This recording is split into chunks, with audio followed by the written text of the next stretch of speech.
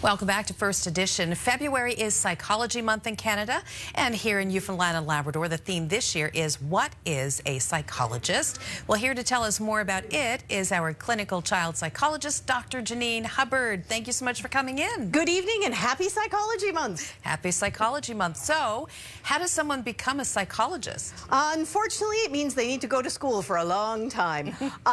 What is typically involved is a four-year honors undergrad and then some combination of a master's degree and or a doctorate degree. So in my case, I was 4 years undergrad, 2 years master's, 6 years doctorate, and then there's a year of clinical residency, and then there's 1 to 2 years of supervised practice and a 2-part licensing exam. So I was 13 years total. We're trying to reduce that so that most of the doctoral programs no longer require a master's degree. So you're looking at about 8-9 years of training. Okay, so when it comes to a psychologist, do I need a referral from my family doctor to see a psychologist? You don't. Certainly within the outpatient mental health clinics across this province, you can self-refer.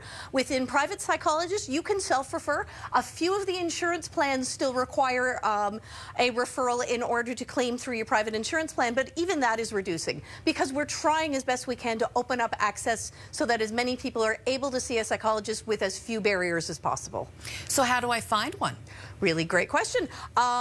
You can certainly call the central intake numbers, and you can find those on the Bridge the Gap website, or if you go to apnl.ca, there's a Find a Psychologist function where you can search for all of the private psychologists in the province, as well as numbers for all the central intake numbers for each of the regions.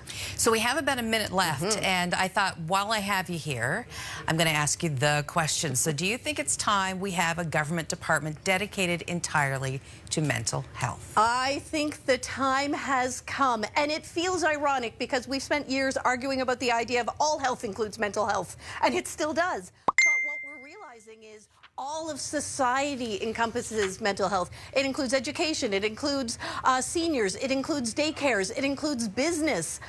So I think we have seen a decrease in stigma. We've seen a surge in needs throughout the pandemic. I think we've got the perfect storm that it's time to start talking about it.